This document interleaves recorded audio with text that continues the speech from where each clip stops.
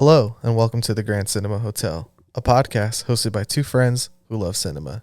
Tonight, you'll be staying in Room 169, Evil Dead Rise, the latest film in the grooviest horror franchise around. So go ahead, get comfortable, and throw on that Do Not Disturb sign as we chainsaw our way through the dead in Evil Dead Rise. I had the most beautiful dream. It was the perfect day. And all I could think about was how much I wanted to cut you all open and then climb inside your bodies so that we could stay one happy family.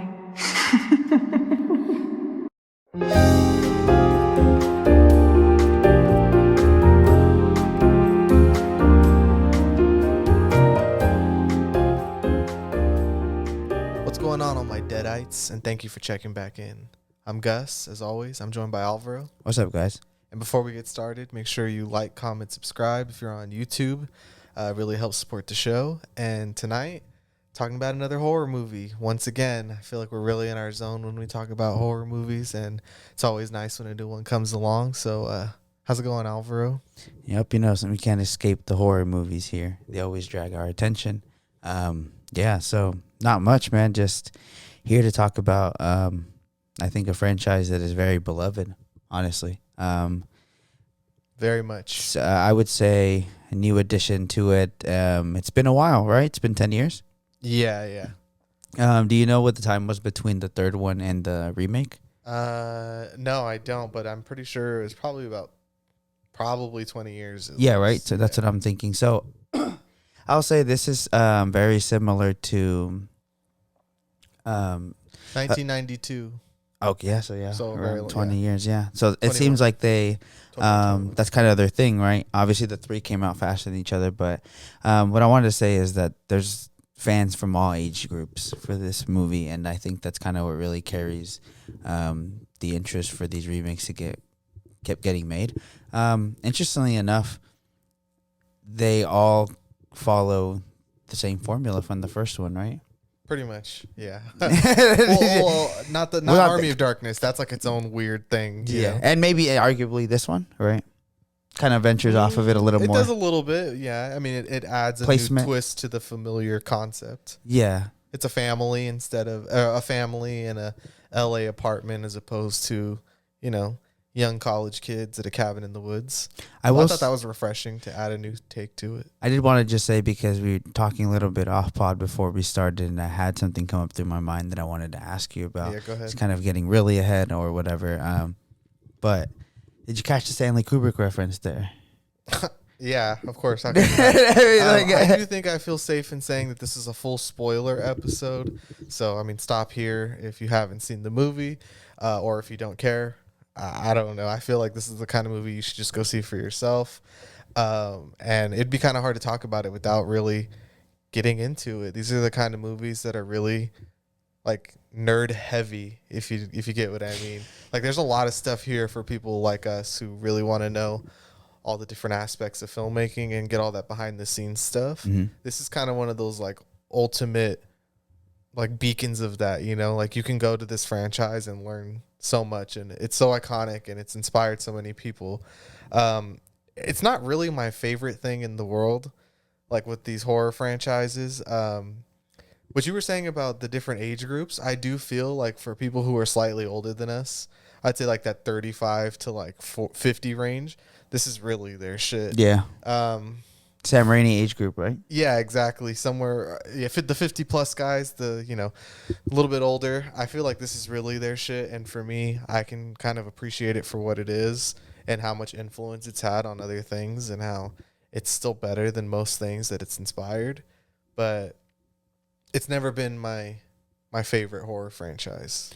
And it still isn't, even after this newest movie. I think there's other low budget horror movies we've talked about on here, especially for the bracket. But then even a couple of months back, we talked about Texas Chainsaw Massacre, right? And yeah, like I would rather watch that movie a thousand times over. And I think they actually, were they even that far apart, those films? The 70s, 80s, so it's a different decade. I was gonna say that, like, because it's older, it just seems like that's more of the things that I would actually be scared of. And that's a little conversation that I was having with you that in retrospect, it seems like the Evil Dead are seen as very funny. And I think that has a lot to do with obviously Bruce Campbell. And just, we were talking about how he's one of the coolest characters ever, Ash. But he just comes off as really wacky.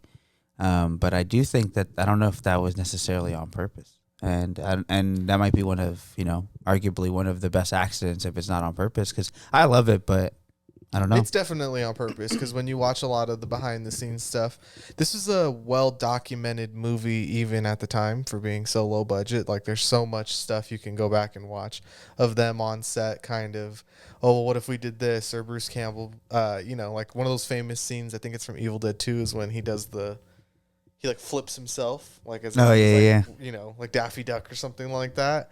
That was kind of like a look what I can do. I can do this. So wouldn't it be funny if I at this moment I did that. So that's definitely the intention. It's definitely not an accident.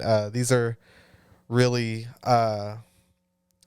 these really have a big impact on the horror comedy genre. And I don't know, I guess they're probably still the most successful horror comedy movies that have ever existed.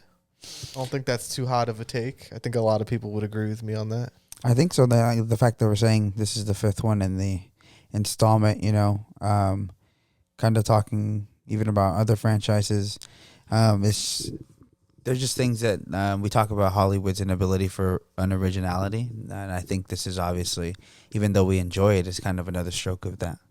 I mean, we've been dealing with this a lot lately, and it's been getting us. I mean, a lot of the movies we've been doing lately are franchise movies. I don't know.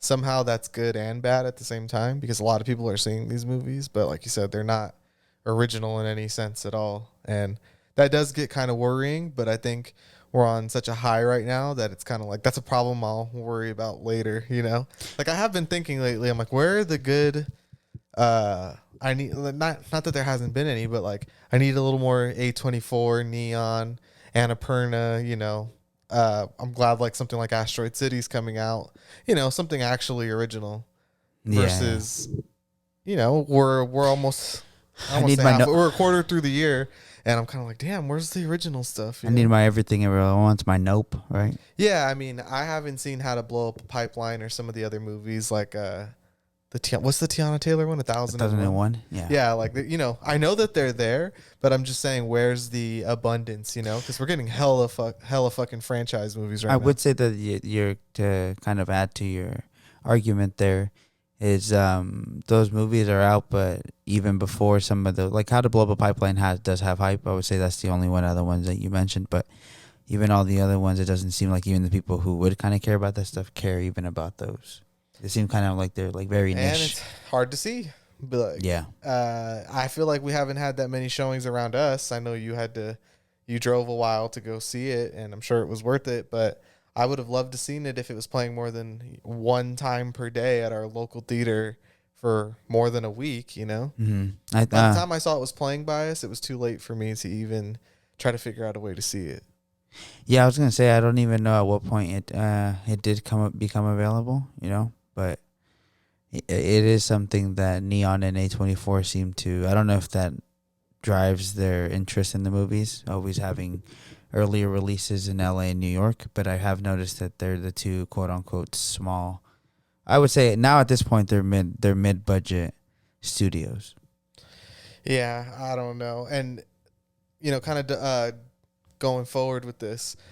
Even this movie next week is already going to be kind of lost because Guardians of the Galaxy is coming out next week. Mm-hmm. And me and you were looking at the showtimes, and I noticed at the two theaters that we go to, I was like, look, this is the only movie playing the entire day, except for one other film that has, I think, 3 showings. For some reason has made it. I don't know why. Yeah, but Evil Dead is going to be gone next week, So I don't know what that says about this movie. I do know that originally it was going to be an HBO Max movie, but the test screenings got such good reviews that they were like, okay, let's just put this out in the theater. But I find it weird that this was going to be an HBO Max movie because I do think it's a lot better than a direct-to-streaming movie. Yeah, I mean, they kind of did Prey like that, right? Yeah, but Prey shouldn't have been done like that. Yeah, And I don't think that Prey is like so much better than this movie. I was just gonna say I think they're pretty equally entertaining for what they are. I was just gonna say because it just brings up that like this we can see that the studios are. I know they're different studios, but they're willing to put something of They'll similar sacrifice a quality. movie. Yeah, similar quality like, and then they'll put out A Man Called Otto. And then it's on Blu-ray and Best Buy like a month and a half. Yeah, later, exactly. right? And it's like, well, you should have just been on We HBO. actually saw it. Yeah. You were Blu-ray hunting one day, and I was like, why not A Man Called Otto? Yeah. No, you want to talk about broadening your range, Yeah, but like, don't you want to have a movie you've never seen, right? Yeah, I mean, we don't usually do this early, but another movie that I watched recently was I watched the Peter Pan and Wendy movie because, wanted to support David Lowery. It's kind of sad that this is how he pays his bills because The Green Knight doesn't, but man's got to do what he's got to do to keep getting the movies made. So I watched it, and same thing. I was like, why did Disney spend all this money on this just to dump this? And I'm sure the answer, not saying this is a fact or anything, but I'm sure this is for tax purposes, just dump these movies onto streaming. I'm sure there's something going on. I don't know why they do this. In what world could you be like, what we should do? Make a movie and then just give it away for free. I think their only benefit in that is for some reason it hits. It's all just win, I guess, right? Well, who's subscribing to watch that specifically? Like, who doesn't have Disney Plus already that wants it? And it's going to be like, yo, you know why I'm going to get it? Because the new Peter Pan and Wendy movie. I don't think that's happening. No, I don't. Like, why was I on Disney Plus? And I did see that it was like, no, like recently, obviously, because it came out yesterday, right? Yeah. I was on it right for some reason, and I did see that there was a promo for it. My dad was flipping through Disney Plus. That's what it was. And yeah, I thought when you said you're gonna watch it, I thought you meant in the theaters. No. And I know. And after watching it, I'm glad I didn't have to use one of my reservations on that. No offense, David Lowery. It's just kind of, maybe I'm the fool who's like, maybe there's something there, There's not. There's really not. But I get it. So back to this movie. What were your first thoughts, impressions? I know we were somewhat excited for this, right? I was kind of anticipating it. I will say that the trailer for this actually hooked me in. It's one of the ones where I thought the trailer was really well done. Yeah. Because I hadn't seen the 2013 one, so this one coming out really made me go back and watch all of them, which I think I've always appreciated for because now I can really solidify how much I do like Ash.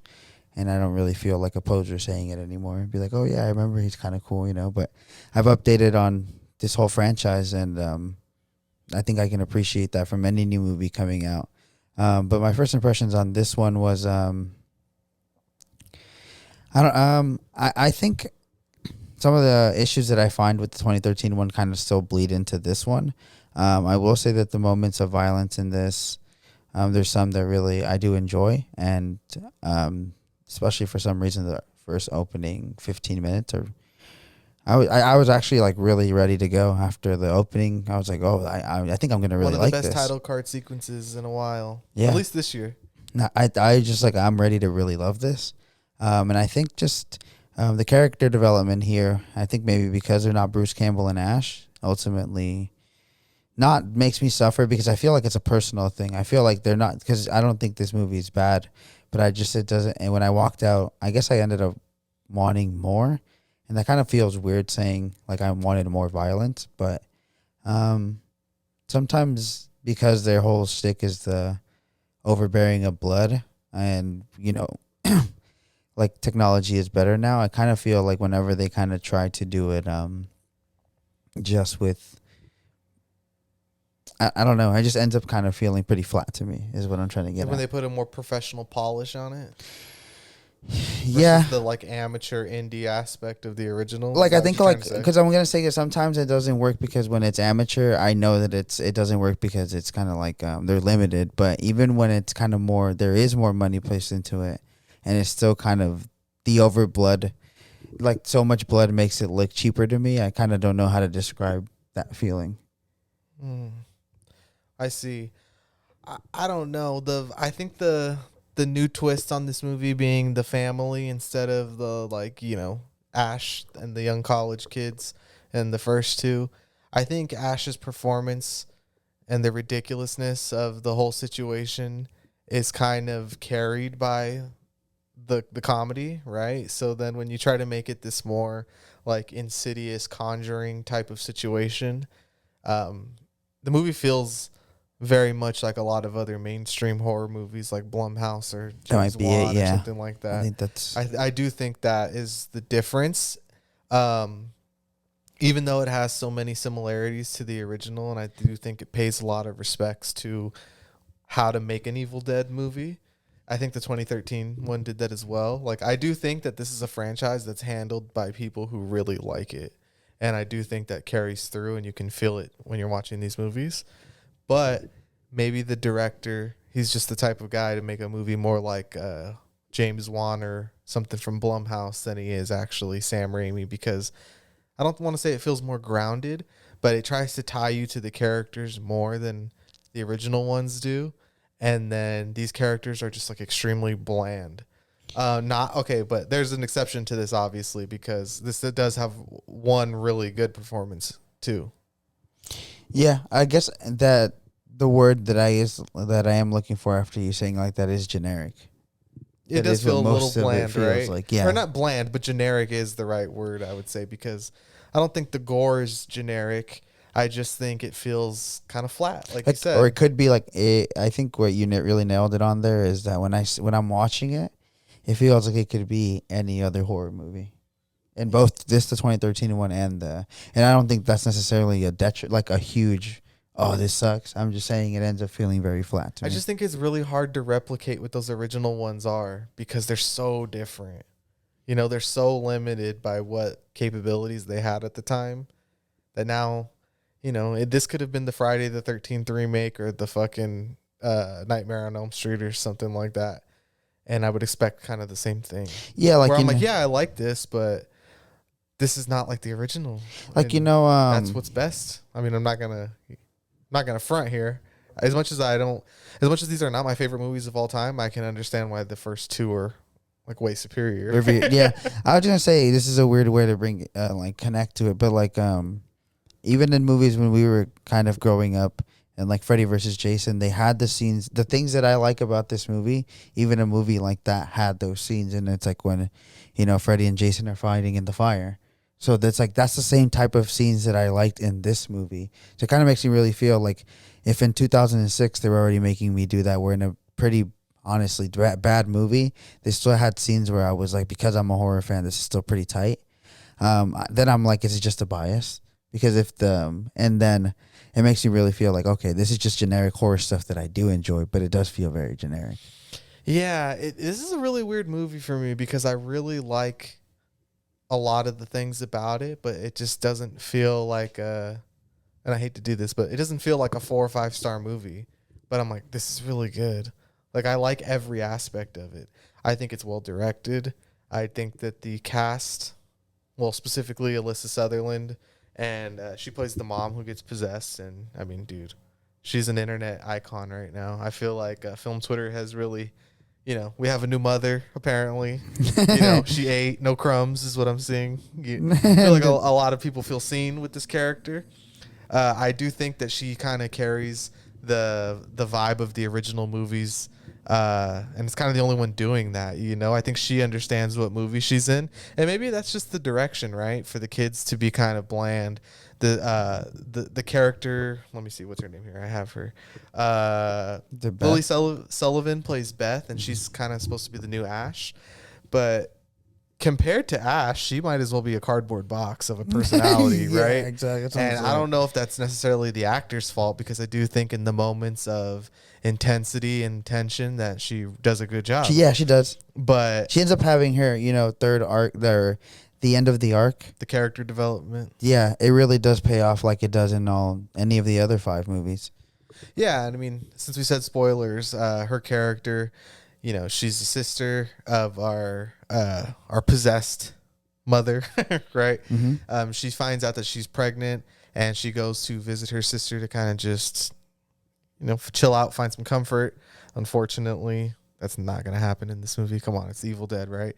But through her becoming pregnant, she decides to become this new Ash type character to save her family and her unborn child. And while the character is kind of bland, I don't think it's Lily Sullivan's fault. I just think it's just not Ash, and there was no way that she was going to be anywhere near him. But I wanted to ask you, in the 2013 version, do you think that character is closer to Ash, or a better character? I think I like her more. All right, The one from the 2013. Her name's like Mia Allen or something like that. Let me find out what her name is in that one.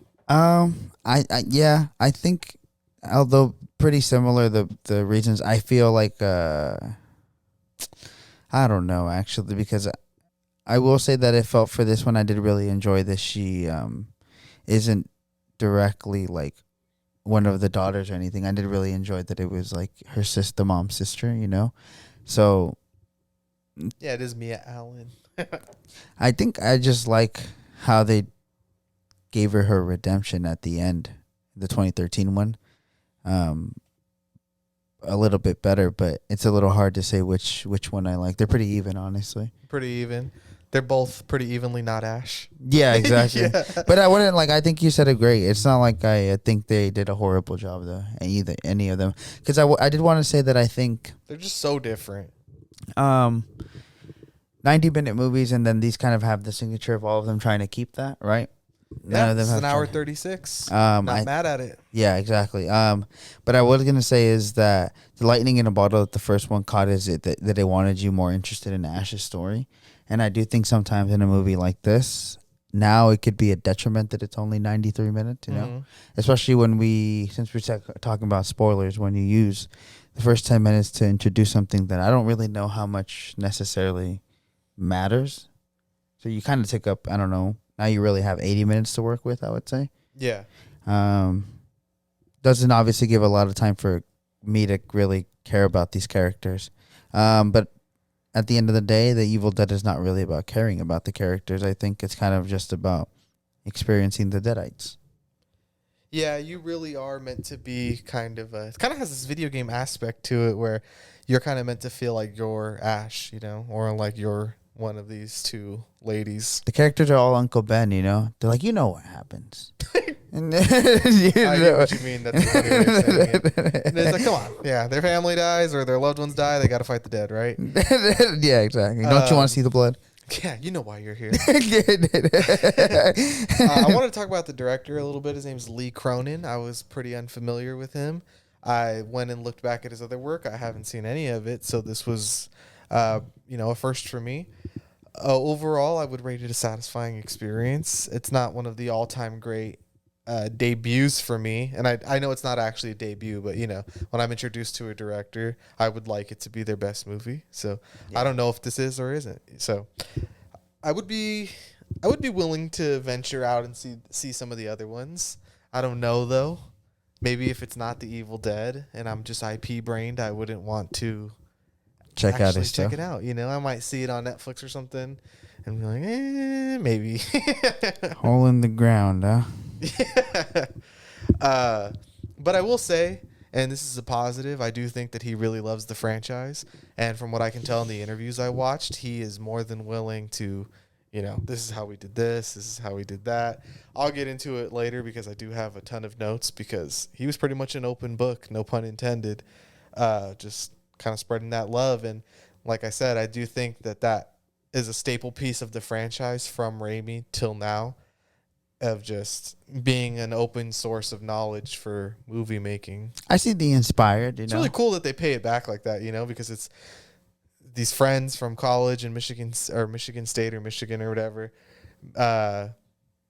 They're in college and they go and they make this movie, right? And then for that spirit to still be alive even now when it's a total corporate franchise IP monster, it's nice to see. Yeah, I think what we tend to forget sometimes, and this is going to sound like you're IP brained or defending the corporate, but leave the $1 million company alone.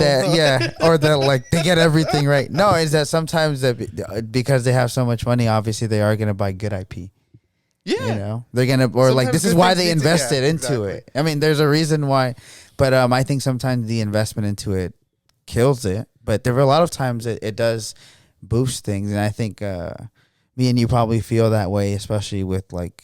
Especially this year, where we found out like Scream and John Wick, when Creed? something is inspired, yeah, and Creed, if something is still inspired and corporates are giving out the money, it can still be very well made movie. And I think, Perfect marriage of capitalism. yeah, and I think at the end of the day, it is still something that me and you have a lot of discussions about. But of course, they're gonna get some right. Evil Dead Rises, why capitalism is worth it. Yeah, I mean, man, corporate says like this. You're scared of this stuff, right? The spooky stuff. But then now it's all like they're making all these books and stuff. You could tell they're printed on nice printers and They're like, stuff. Our estimations tell us that the 5th film in the franchise is always profitable. Yeah, Yes, exactly. This will do nicely. Yep. How do we have a comic book tie-in? And me and you consume. Huh? Yeah, We're where's the key Funko Pops? We're the key demographic. Because mommy served. Yeah, she did a really good job. Yeah, she did. But yeah, so moving on from the director a little bit, I did also want to talk about the cinematographer because I do think that this movie is pretty fucking good looking. Probably the best shot movie in the franchise for sure. I had to choose my words carefully there. I didn't want to say the best looking movie in the film, but Best shot. I don't know, because can you even compare the original with the stop motion and the puppets and the indie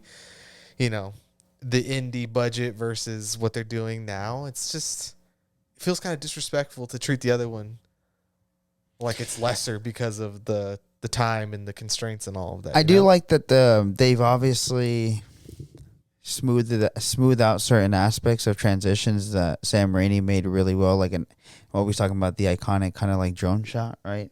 Like the evil is kind of going through the forest or whatever. I do like that they've cleaned those things up, but it kind of looks the same still. The sentiment of what you're talking about of like what, because that at the stage that we are in filmmaking right now, why would the evil entity even kind of be like that? Kind of. Oh, like the audience, as an audience member. Yeah, like that's kind of still something that would be quote unquote. Like if another movie did that, they'd be copying the Evil Dead, so they only get away with it because it's a signature from the first one. Well, you have to do it. It's part of That's what the lore. entity is now. Like the evil. That's how it travels. That's how it travels. Yeah, like by drone. So if somebody changed originally, Sam Raimi was using a fucking 2x4, Just running, right? 2x4 and run with it, and now it's an actual drone, and then it actually gets used in the movie. It's quite a good effect, I think. I only think of drones harming people in terms of bombs and striking people down in the Middle East. I don't really ever think of like what if someone just grabbed a drone and tried to chop up their face with it, but I do now. So new fear unlocked. Yeah, that's always something good for a horror movie to have. What happened? That's a plus one. I wondered, like, I'm glad that you brought that up. Like, is it? What is do you believe that? That a drone could do that to somebody? What, Yeah, chop up their face like you that? like drones? Do the blades run that fast? You know what I mean? No, I've never I'm been like that close to that's a what I'm drone. saying. Me personally, I'm just asking because based on like me, I do just think don't. if a drone hit you in the face going full speed, it would fuck you up. But I don't think. Yeah, I just don't know. I just like a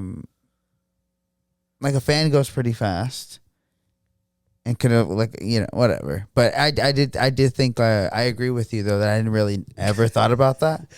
And then I always do appreciate when horror movies make me now be scared of something that I wasn't really. How much would they have to pay you for you to experiment and find out what a drone striking you in the face at full speed would do? Like fuck my face up, right? No, I don't know. 20K? I guess I'd be like, I don't know. It's an interesting question for me. It got me thinking, man. Be like, this got to be a pretty expensive drone. Damn, real alpha shit. I could take a drone to the face. Yeah, for real. It wouldn't fuck me up like that. I mean, is the drone okay? Yeah. You know, another effective one for me, since we're kind of going all over here, but it's fine. I'm down to vibe out with this movie. Was the cheese grater. That for me was good. something where I was like, every time I wash the cheese grater, I am extra careful when I'm doing the dishes because It's just baked into me. It's just, I don't know if it's just some primal monkey brain shit, but when I see a cheese grater, I'm like, ooh, stay away, you know? Like, I'm extra careful when I watch it. So to see it used in this effect in a movie, just more new fears unlocked, you know? Yeah, I mean, what's really effective about something like that, and that's how I was like, it still is inspired filmmaking, is like you said, that taps into the commonality that all humans of us feel when we see that thing. And then when they do pull it off and you see the skin get slivered like a carrot, you're like, oh, that's the reason I don't ever want to touch it. That's why I'm scared to peel potatoes and I'm almost 30. Yeah, and I'm scared. Like, I'm scared that I'm gonna miss it, get my finger, and I'm just gonna see the whole skin come out like that. Like, but so that's really effective stuff, definitely. So we're getting off track here. We were originally talking about the cinematographer. That's how we started this conversation. But his name is Dave Garbett, and he's most known for working on Evil Dead. Ash vs. Evil Dead, the show. He shot that, and there was a Netflix show a couple years ago called Sweet Tooth that he shot as well.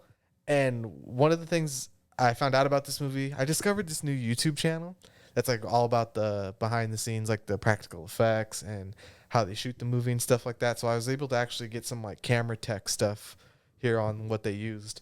So they used this Arri Alexa Mini LF, which is the small version of the camera they used to shoot John Wick 4. And this thing's only 5 pounds. So when you put together the camera being that small and then the like condemned apartment setting that we're in, I think that's why we get some of these shots that are like really tight, and also because of the lens they're using. So they're using the anamorphic Panavision lenses. A lot of the shots in this go crazy because they're really wide, and then you can see them like distorting and like all the vignetting in the end, and it just really added to the like uneasy effect of this movie. And along with I thought as well, the score for this by Stephen McKinnon is really good too. It's just like pure horror, like technical work on display, you know, where I'm like, these guys just understand the movie they're making, from how they shot it to the score to even the direction. Anyways, the cinematography really got me going in this movie for something that did feel kind of bland in other places. That for me really stood out. Yeah, I mean, that's what the movie, I think I ended up not knowing how to feel about it, because it definitely has its waves, you know, like highs where I definitely was, like you said, like, oh, I'm loving this. And then it just kind of ends up losing its traction. That's usually what it does. It has these moments where it builds up, and I think it's getting there, and then it just kind of loses me for 15 other minutes. Mm-hmm. And I will say that all the aspects that you're talking about, the technical aspects, I never really felt like this was even the conversation we were having, like it was a corporate movie. It still felt very inspired, at least.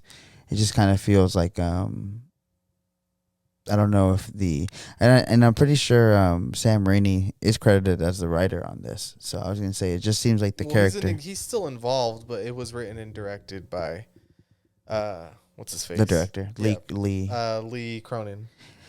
Yeah. So Raimi is involved. I feel like at the end of the day, you know, film specifically, maybe not horror films, but it does really ride on writing, and I do think that seems to be the weakest part, even though everything else seems to be very inspired. I don't think it's a stretch to say that that's always been the weakest part of these franchises, or of this whole franchise, though. Do you agree? Yeah, I do think that Ash being such a comedic god level performance is why you can get away with it in that other one, because those are so much more campier and fun and kind of know what they are, versus the last two, which are very serious movies. And I think that when you have this serious movie with these actors who are not the greatest, and then a script that's not so good, it's like it stands out a lot more than it does when you have Bruce Campbell just absolutely carrying. Yeah, I agree.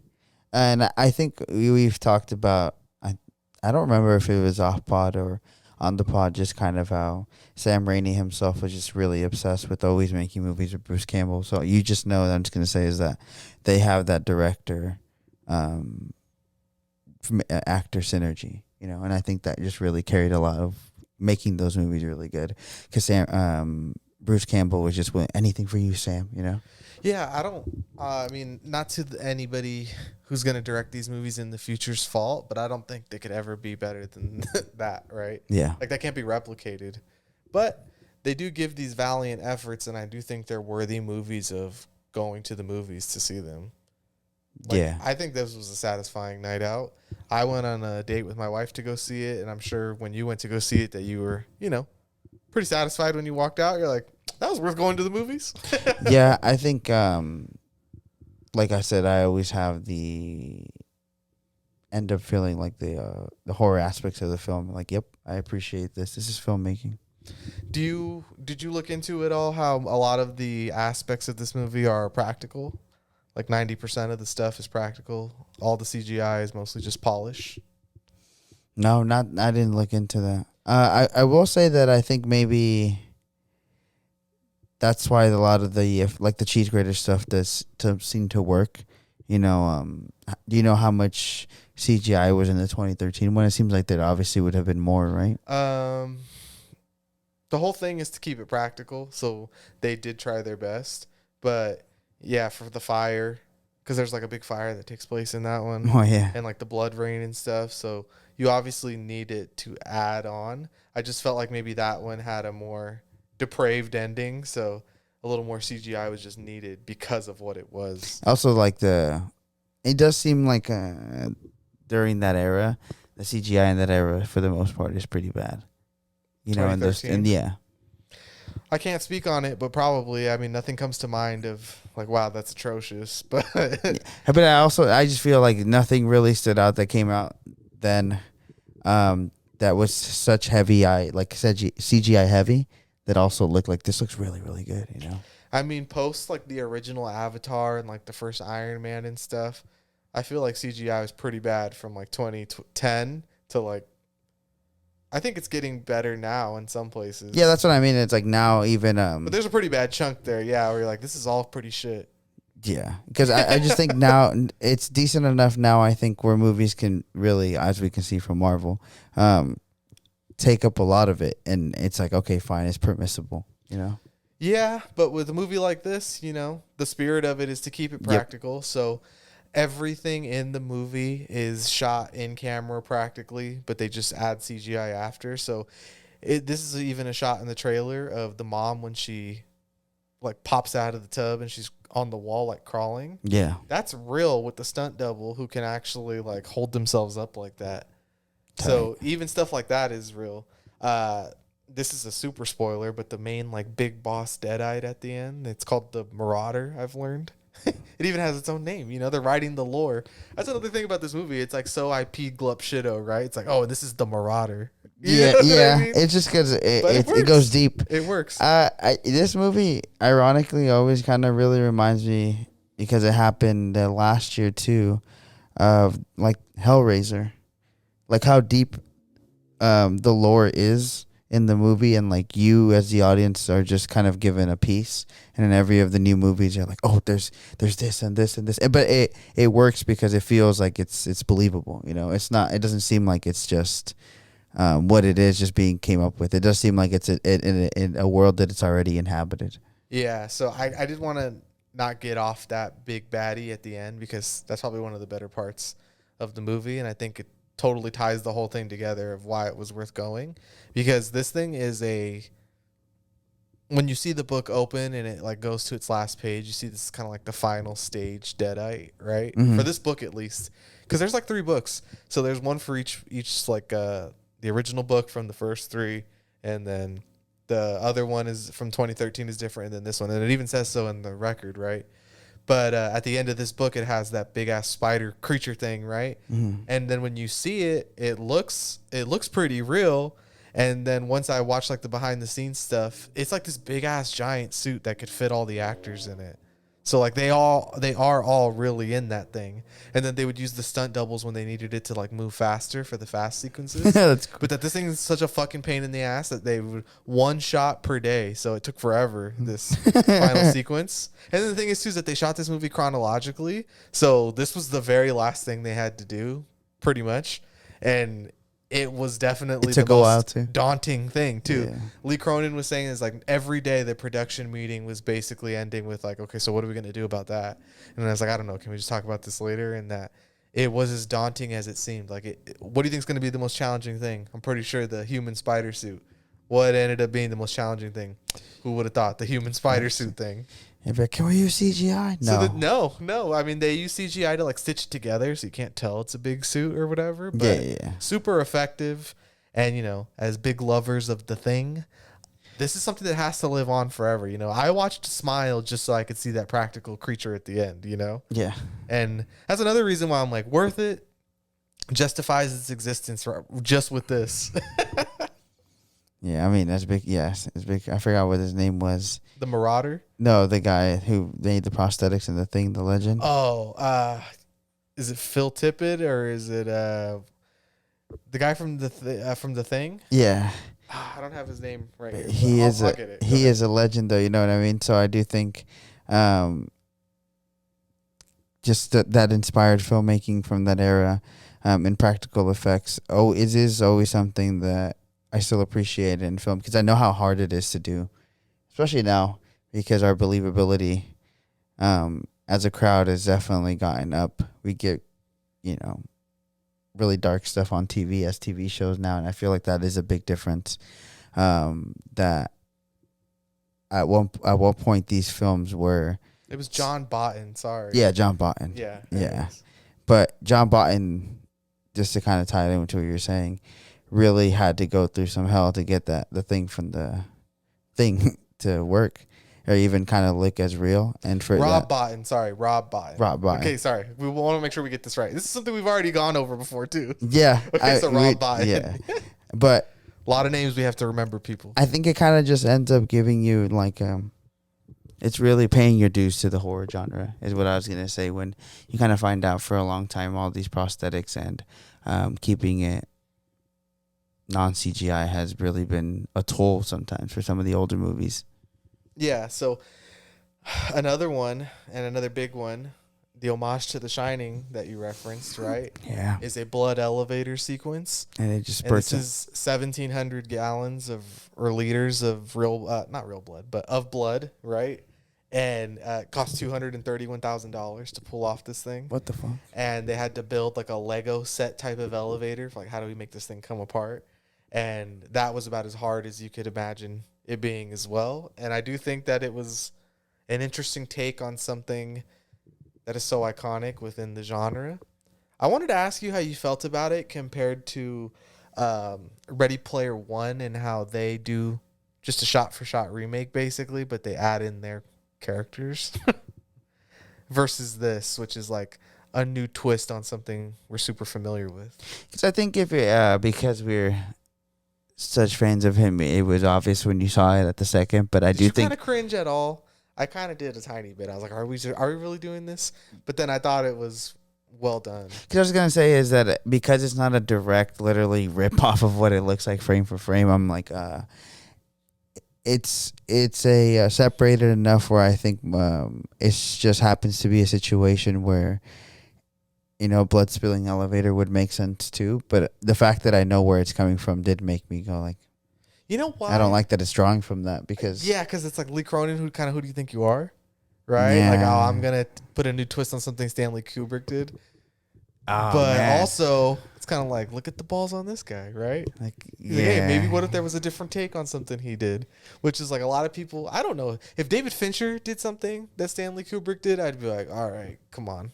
I'd give it up for David Fincher, right? Yeah. But when it's Lee Cronin, hole in the ground, like you said. Yeah. Who does this guy think he is? Yeah. It also seemed like it's a homage that if I was a filmmaker and setting up my homages, I'd be like, whatever people like, once I'm in my bag and people are giving me my stuff, like, you know, like Jordan Peele, I'm gonna make my homage to Steven Spielberg now, you know, once I know I'm in my bag. But this guy, he's like evoking The Shining. Yeah. For Evil Dead Rise. Yeah, exactly. For a fifth movie in a franchise. But also at the same time, the other side of me is like, that's really fucking cool that you did that. And I love that. Because it didn't look bad at all. It didn't. And it was a whole different take on it. You know, there's people in the elevator. It actually was built upon. It isn't just kind of this, maybe in the book it means more when you read The Shining, but it's just tight. It's kind of just this weird tone setter of a shot, for what's to come. But I don't know. Maybe I'm just misanalyzing The Shining, and it's very obvious what it means. But in this movie, it had. Why am I even comparing it to The Shining? What the fuck? But I feel weird saying like it has more purpose than the shot in The Shining. He took it there. Yeah, I didn't mean to do this. No. I agree with you. It is. It's more artistic in The Shining, and it had because it's from a book. It does seem to be more of a artsy type of shot, but here it just there's blood in the elevator. Yeah, so we've kind of bounced around, but do you want to talk about the synopsis at least a little bit?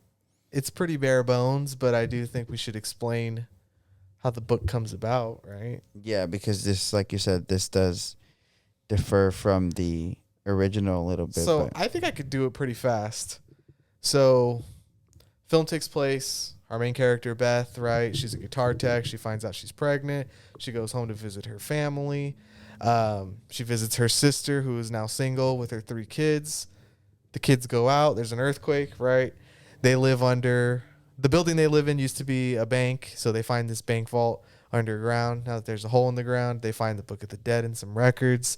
The son plays it in his room on his DJ setup. I thought that was kind of a funny touch that the kid wants to be like David Guetta or something in the future, right? Yeah. But, he opens the book with the blood sacrifice and horror ensues, and it's the Evil Dead from there. Any of the other things I just said basically have nothing to do with the movie to drive it forward. I think that's kind of the weakest point of the entire thing. It's just a family in a small building because why not? We got to do something new, right? It's in LA. Okay. Yeah. Be like That's fine. I don't mind that.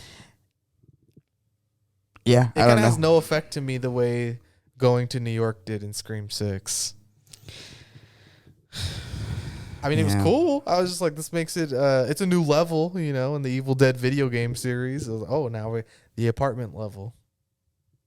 Yeah, I mean. It doesn't do anything for me. And it doesn't make it worse either. It just doesn't do anything for me. Yeah. I mean, the internal struggle of, the mother becoming possessed and this new mother coming to grips with what motherhood could be like. And the ultimate test, right, to find out if she's ready to be a mother. It's non-offensive, but it also isn't extremely inspired either. I don't know. It's like, did they just take this angle because this is kind of a popular thing to do now in horror movies? Like an elevated horror movie like The Babadook. I mean, or Hereditary, or any of these other movies now where... the main angle is like motherhood's a bitch. I guess at the end of the day, it horror, like I said, it's been around for so long that I feel like the thing that people really want or have really credited before is having purpose for weird stuff. Like you said, in Hereditary, a lot of people kind of see the stuff just happening on, only for you to find out that it's actually very revealing to an onion that the movie is, And I think every movie kind of wants to take itself very seriously.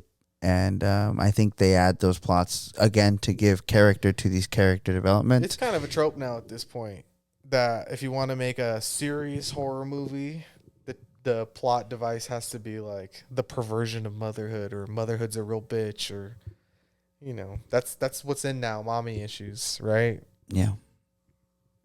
I'm good on it. It could pass. We could do daddy issues next, I guess, or anything else. If that kind of is the predominant trope nowadays in movies, and that's I think why this one feels so modern. I felt like at least the 2013 one, unless I'm misremembering it, it does kind of lean more into in the opening sequences, or at least with the characters kind of just the young dumb college kids or whatever. Well, because remember that it has a little bit of it because she's an addict, she's an alcoholic, remember, and it's kind of that's why they're going there, and it's kind of like about. Oh, I forgot about that. Overcoming like an addiction and stuff like so it has like a little bit of killing your demons. Yeah, exactly. It has a little bit of it, but I do think that this completely, like you said, to try to give itself more of a story to actually resonate with the audience, it does kind of have that take, which I agree with you. Seems to be at this point a very generic take to take. Yeah, not to flip the coin on this movie in particular, but I don't know if relating to the characters is why I'm here for these movies, right? No. I'm like, it doesn't matter. Why are you even bothering trying to give me this plot of whatever, like I don't really need this. In the same movie where it's 2023 and a kid picks up a book because he's interested to read it, I don't think believability is really there. Hey, it's what you get for being a thief. Yeah, like a kid being interested in a book. Okay, so I did want to ask you about the scares and stuff like that. If you actually thought this movie was scary or anything, I will say from my end, before I give it to you, is that I thought the scariest thing in this movie was when they unlock the book and they're playing the records on the speaker and just, he's like, conduct, like doing all that stuff. Like I thought the sound design is really good there. It kind of invoked that little kid feeling in me where you kind of know, like, I know Candyman's not real, but you're definitely not going to catch me saying it 3 times in front of the mirror or whatever, I do feel like that way when I hear like the satanic chants in Latin to summon the book, I'm like, I wouldn't go around repeating those words. Kalima. Yeah, exactly. That for me, I was like, that's definitely the scariest part of this movie. In a movie that's not really that scary. I was going to say, to answer your question, no. I think that's also why. No, I'm a grown man. I don't get scared at the movies. No, but in some of like the other movie. Okay, this is another movie this comes to mind, but I do think that I ended up enjoying more is like Barbarian, for example, right? It's kind of like supposed to be comedic. Barbarian better. But I think that in Barbarian, when I see that, mommy, I got scared. Like I was like shock I'm like value. Like oh shit, like at that because of the own trope of like something that it's a copy of a copy of a copy, a clone of a clone. But here it does end up just I'm not scared. I get you. It ended up just I ended up just feeling the time like that the horror aspects of the film just rock. Yeah, I mean, when me and my wife were on our way to see it, she was like, "Do you actually think we're going to be scared?" And she's a horror lover, so that was the reason she wanted to go.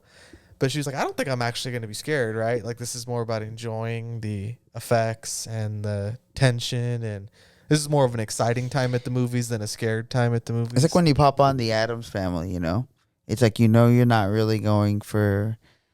Especially though, not Wednesday, but even Wednesday when you hop it on it's just the vibes to be around the vibe of what good it is to be Halloween horror. You're not really there to necessarily be frightened. You're just there to be around the wickedness.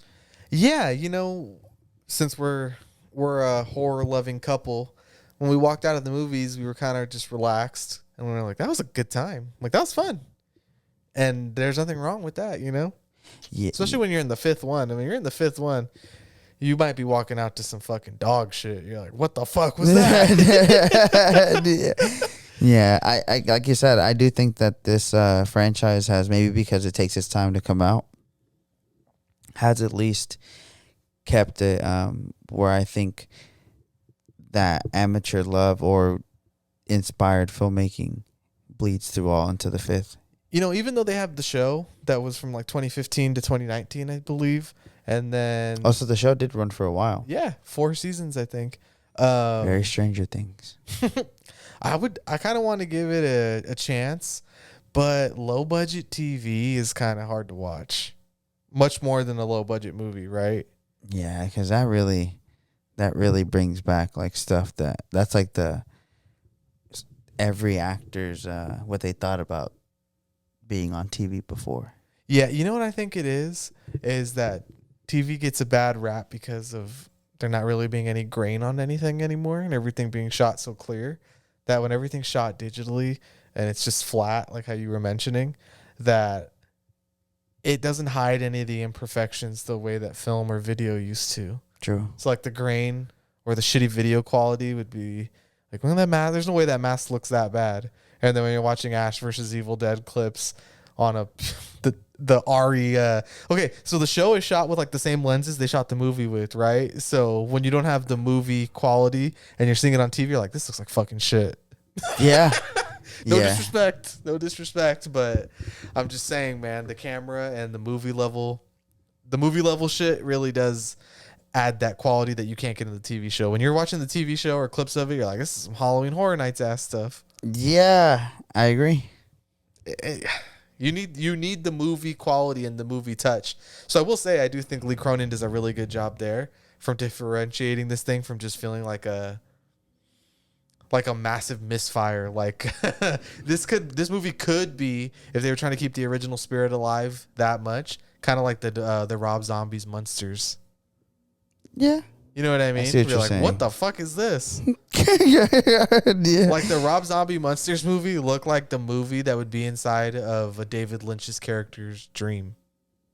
You know what I mean? Yeah. Like, that doesn't look real. Agreed. It doesn't look AI either. From it this- looks like a dream. It doesn't look like anyone actually created In it. 2022, huh? Yeah, exactly.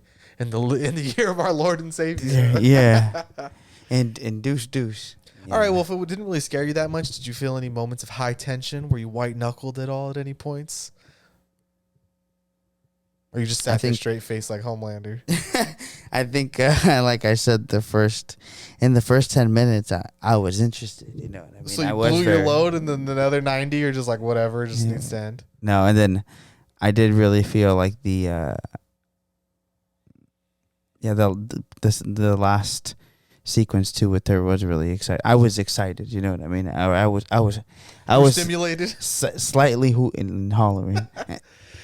Okay, we have to talk about this beginning and ending that kind of have nothing to do with the movie, which it doesn't have to be this way, you know? I don't mean to invoke the Empty Man because, you know, that's a modern masterpiece of horror, right? But this movie has this prologue that you think is going to be the movie, right? And it kind of gives you pulls a little trick on you because you're like, oh, okay, it's just going to be another movie in a cabin, right? And someone got possessed. Someone's going to roll up and find them. All right, here we go again, right? But then it cuts to our actual story one day earlier. And then you realize it has nothing to do with the movie at all, except for that it just happened. You know, like we see the ending and then we're like, okay, are we going to get the beginning? And they're like, kind of, but not really. You're not getting the beginning of this story. You're just going to get the beginning of someone else's story.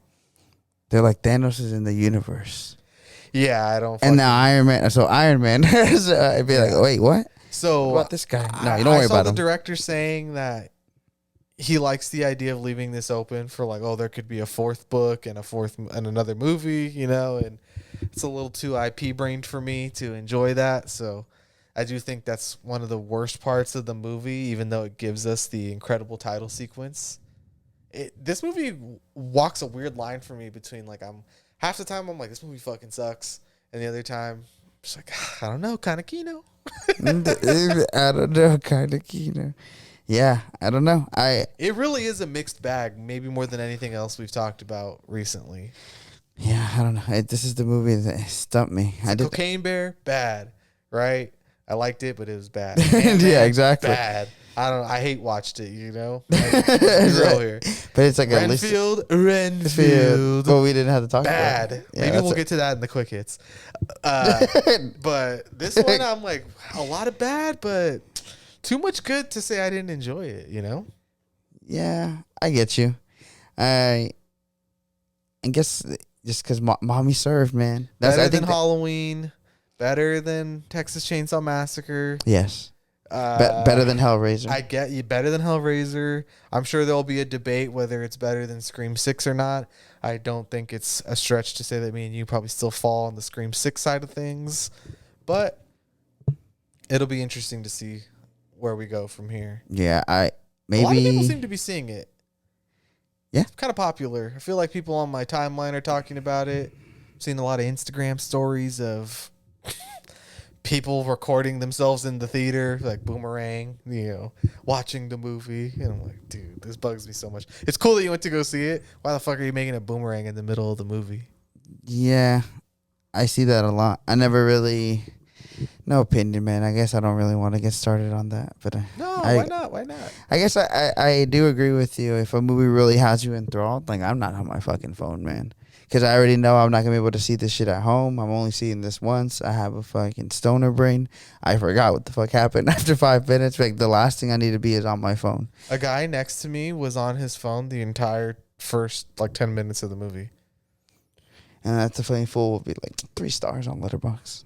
I don't even know if this guy knew. They probably even exactly, and that's the other option. But just kind of adding to what you were saying is I do think these movies are kind of popular, or might enthrall somebody of the general audiences to watch this, is because I think they have general audience moments of horror. Like what anybody thinks of horror, they would think of this movie. Okay, I feel like the average person's gonna be like, "That was the most fucked up movie I've seen all year." Yeah. Like, oh, dude, that movie's so crazy. Dude, yeah. And since you brought this up, I haven't had a chance to talk about it since it happened. But the second time I saw Scream 6 with my wife, it was the weirdest experience with people on their phones.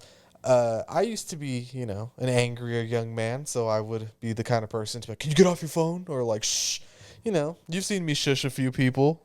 angry but young man. Now I just kind of observe and I wonder what goes through these creatures' minds. Yeah. When we were watching Scream 6, a guy decided to take selfies of him and his family in the dark. No flash. So at least he was enough courtesy to not flash me in the face, but it was funny. Like, what is this even a picture of, bro? It looked like it looked like Skinamarink. You know what I mean? It looked like the picture of Avatar that they use. Oh yeah. Not even. That's all flash. That's all flash. Yeah, you're right. And then also Skinamarink, yeah. Yeah. Dude, he was taking pictures of the movie, but not to like pirate it, but he was taking pictures of them and then zooming in on all of their faces. And then at one point him and his wife were like obsessing over whether Melissa Barea was related to Salma Hayek because they looked up who she was, and then they typed in Salma Hayek daughter to see if Melissa Barea was Salma Hayek's daughter. And then they kept taking pictures of her from different angles throughout the movie, this guy and his wife.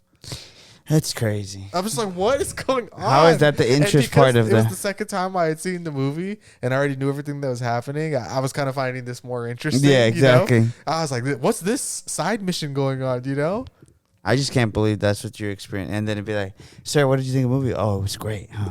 What did you take for the movie?" And these are the people who I'm supposed to be like, "Oh yeah, audience, what they think matters," Oh, yeah, Bo was afraid wasn't good. Like I was on my phone for an hour and a half of it. I do always end up wondering if they're just A-list. You said it's a whole family though, Why waste your time like this though? Why not do that at the beach? Wouldn't that be more relaxing than sitting in a dark movie theater? I had to let their friends know they watched Scream 6. But they didn't watch Scream 6. I do think sometimes there, it happened around them. I bet you you said they had kids. Yeah, but like teenagers who were like probably there because they wanted to see the movie. That's what I was gonna say. It sounds like maybe the teenagers were probably like they were more interested too. I was keeping tabs on this family. I was watching them. Yeah, man. I don't know. I can't comment on it. I don't really know. It's most of the stuff that I think it's funny. I think it's very connected to that they talk about having the Subway Surfer while you're watching another video. I got a little bit of this brain. Today I was watching the Real Madrid game on my iPad, and then I wanted to see if Paramount Plus would work, and I was watching Roma Milan in the little window. So I had 2 games going on at once. Exactly. So I get it, but I'm talking about live sports, dude. I'm not talking about a movie. Yeah. Live sports is different, We're talking about soccer. But like literally nothing could happen for 15 minutes, and I didn't miss anything. Doesn't say for sports. It's a lot of people do it. Even then, somebody might want to be a purist and be like, "No, we can't do that." But to me, as someone, be like, "Nah, man, it's different for sports, but for movies." I think I can't really say that you really gave it a chance or truly invested if you're not giving it attention. Be like me, like personally, I'm not gonna say I don't use my phone, but at home I just pause it if I'm gonna text or something. I really do, because I'm like, if I'm really into the movie, there's a lot of movies where one scene could really dictate the emotional, trauma something might have, or a revealing secret that will pay off later, or like, oh shit. How many of the most important things happen in movies are moments of silence? I mean, like a Right. movie like The Green Knight, man. Like, you know. Yeah, it totally kills the whole thing. So All right. Well, I don't understand. I think we can definitely say this is a movie worth watching. I wanted to kind of open this up to do some quick hits. If you've seen anything else you wanted to talk about recently, I haven't, seen a ton of movies lately. But I already mentioned we saw Renfield. We haven't really talked about that. Renfield. We haven't talked about the Super Mario Brothers movie. Anything you feel like you want to comment on that you've seen recently? Besides those two, I did see worth bringing up. I saw Showing Up by A24. That's with Michelle Williams, directed by Kelly Reichardt. Yeah. Michelle Williams, Hong Chow. Andre 3000's in this movie too. Marianne Plunkett. Looked pretty mid-pack to me from the trailer. Yeah. I really enjoy Hong Chow, and I think that she could be one of those people who somehow is herself in movies, but also it just seems like the character ends up being like Hong Chow. I don't know. She really has her own style to the way that she does her characters. So I really enjoy her on the screen, but the movie does end up being very like how people feel about Lady Bird to me. This is white people problems. Yeah, I could kind of smell it on the movie before. I was like, meh. So, I mean, I just think that's something other people might enjoy, but maybe not really my thing. Michelle Williams, I don't know. Maybe not too convincing for me on her roles so far. A movie I did watch recently that I really liked was Ride Lane, which is on Hulu. It's just a romantic comedy of these two British kids. I think it obviously takes a lot from Before Sunrise, which I really enjoy. But that's a movie that I had no idea I had heard about it a little bit before in the circuits of last year, but I had no mention of it when it was going to come out or anything. And I did watch it, and I really liked it. This is going to be this year's On the Count of Three for you.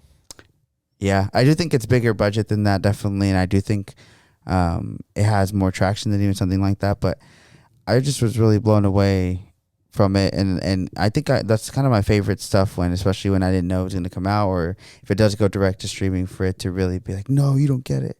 But I thought it was really funny. I thought it was very artistic. I thought it was very inspired. So that is one of the high recommendations I do have. So I know we're almost like a month removed from this, so there's nothing we can really add to the conversation that hasn't already been said. But it wouldn't be a show without saying the Super Mario Brothers movie has almost passed $1 billion. It also hasn't opened, I believe, in Japan, or in other Asian countries. It's not opened in a lot of places, so this is gonna hit $1 billion soon. Could you have even imagined this before for this movie? More. I don't think $1 billion. I don't think I saw that coming. Super billion, bro. Super billion, bros. How did you feel about the Mario movie as a grown man? As a grown man with a man with a mustache of his own. 80% other grown men watching this movie. Hey, it's the stuff. Yeah.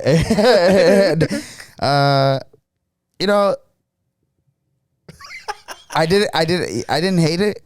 Of course but I not. also think it's just the most generic stuff ever It's as well. the safest movie I've ever seen in my life. Yeah, and Bowser's really funny because Jack Black. We got a soft spot for Jack Black. So I do think it could have been way worse. I actually probably think I was even expecting way worse. But I do think for its key audience, which tends to be fucking people over the age of 25. The same people who love The Evil Dead. It should have been a little bit more mature in its comedic aspects. I do think it's a little bit more for a 7-year-older. Yeah, it's got 7-year-old energy. I don't know. It feels weird to say. I love animation. Not all animation is kids movies, but all kids movies are animation, Mm-hmm. It's got a little bit of that going on. It is a little too baby brain to even comment on of like, oh, well, this, what is Mario's motivation? Well, turns out to be daddy issues. I didn't see that coming. See, exactly. Be like, even a movie like fucking Mario uses A real depiction of panic attacks. Familial issues as being the background thing. Be like, so back to like the Evil Dead, just using that trope. Be like, okay, let me guess. Whether it's Everything Everywhere All at Once, the Mario Bros. Movie, Evil Dead, it all goes back to mommy. Oh man, but come on, come on, Jack. I mean, more $1 billion, more bucks. I'm not surprised, man. I do think people just like to play it safe. Donkey Kong movie next, exciting. Not really. No, not really. Seth Rogen Somehow less exciting. Seth Rogen just being Donkey Kong with his regular voice just does not hit, man. That movie does not hit with the voice acting at all He's in like, any sense other than Jack Black. Yeah, Donkey Kong laughing like Seth Rogen doesn't work, you know. Yeah. Yikes. My main hope is that they make a Zelda movie and not with Illumination. I have no hope for a Star Fox movie ever being good, even though that's my favorite one. It's so over. Yeah, it's over before it started. And I mean, it's because you brought it up, man. I mean, Renfield, what the fuck, man? Renfield. I mean, the fact that I liked Renfield less than Super Mario Brothers should tell you a lot. And this one has Nick Cage. Inspired, though, yeah, I mean, Nick Cage did not have one bad reading this whole movie. The only fact that he ate no crumbs. The only reason this was even I didn't walk out of here was because of him. The 2 stars I gave this on Letterboxd are just for him. What did I give it? 2.5 stars as well. It's just such a wasted opportunity. Stop trying to make Christopher Holt happen. It's not happening. Yeah, for real. And I say that Robert Eggers, maybe, but it's they fed his more of Tyler's shit. His aspect, yeah. Yeah, like, dude, no, stop. I think that's what it is. Like from the menu, be like, he's like, stop it. It's not gonna happen. He can't dude. be uncooked. After he is not menu. Fetch, dude. Yeah, it's never gonna happen. It's never gonna happen. Yeah, you were born out. You know, always wear out. Yeah, born out. You're gonna die out. Yeah. So him as Beast in the X-Men movies, out. Whack. Warm Bodies, out. Just not. Man. Not. Yeah, Renfield was just not it. Awkwafina, not it. You know, she already had her broken clock is right twice a day or whatever moment with the farewell, and it's just never gonna happen. Me watching this thinking be like that she was supposed to be in Everything Ever All at Once. Like, my God, it would be the movie that everybody accuses it of being. And just by that change. Yeah. Just by that change, but God, she is the reflection of the. I know James Gunn is commenting on that. Well, that just happened because he put it in the movie. But her whole humor, this whole movie is that fucking humor. Well, you know, somehow it's gotten very bleak post John Wick, I will say. I know the movies is a what have you done for me lately? It's a weekly basis thing. But I got to say, man, after the last few weeks, I'm less excited now than I was a couple of months ago. Yeah, man. Like, ooh, times are starting to get a little dark. I might be on the other side of the bus. Beau was Afraid has passed now, you know? What next? The hype, yeah. Like, there's a lot of movies, you know, Killers of the Flower Moon, the Michael Mann Ferrari movie, but I'm scared Barbie. that they're not good. No, I'm not scared they're not good because I think that Oppenheimer's going to hit. Oh, that's true. So hard. Oppenheimer. That's a subject for another day. But yeah, right now, though, I got to say this April, May area, it hasn't been it, right? And I don't think it's going to be it either. We got Guardians, Fast X, some other bullshit no one cares about. And other than that, I don't know. I don't know, man. I hate to end this episode on such a sour note, but I will say I did have I saw Sisu, which was another movie I was actually excited for when I first saw the trailer for. As a American, I do love watching Nazis get shot at. And yeah, you were one of 10 people who've seen this movie. I would recommend this movie to whenever it becomes available to somebody. If you are a action movie aficionado, I would check this one out. I really want to see it, but Sisu's the kind of movie that I can't justify not seeing my daughter for. You know, where I'm like, I'm not gonna not go see my daughter at home and watch Sisu instead. But I have a feeling Sisu's gonna slap when it's on Prime. Sisu is a dad movie, man. Of course it is.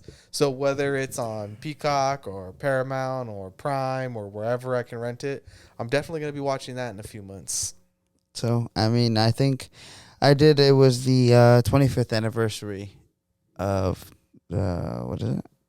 The Return of the Jedi. I saw that. What's that? You know, small film by just a guy named George Lucas. Yeah, that was cool. I'd heard of him. Yeah, it's packed. So I think the reason I bring that up is talking about kind of connecting it right before we, get out of here. That the age groups of people at these movies and Star Wars kind of just shows that the older crowds, they're like, see, I fucking told you we had it better than you guys, because these movies, Star Wars, Evil Dead, and Mario. yeah, like these people at these movies are acting like this is the first time they've seen this fucking movie. People brought their lightsabers. People are laughing at like audibly together. And at the end of the day, Was the cringe off the charts? yeah, it was. But at the end of the day, it's admirable for this one, because when this stuff did come out and the older crowd is here, this was original, and I think that is the love they have for them. I was telling my brother that this is going to be me with Dune, and when they do the 25th anniversary of the third Dune one, And we're having to wear those water suits. Exactly. Yeah. But just it was always interesting to really see when Blockbuster started and before, when they were very inspired all the time, for there still to be remnants of that, and kind of just shows that the people are there for the movies, man. They just don't really feel like there's something that really draws their attention. Something like John Wick comes out, and then they're like, all right, I'm back. Yeah. All right. Well, I think that does it for us, right? Yeah. Go see Evil Dead. Go watch Sisu. And check out some of the other movies. I'm sure Mario Bros. Will be on Peacock soon. Yeah. I'm surprised. What do you it's think not. about Peacock? Drop the P. Yeah.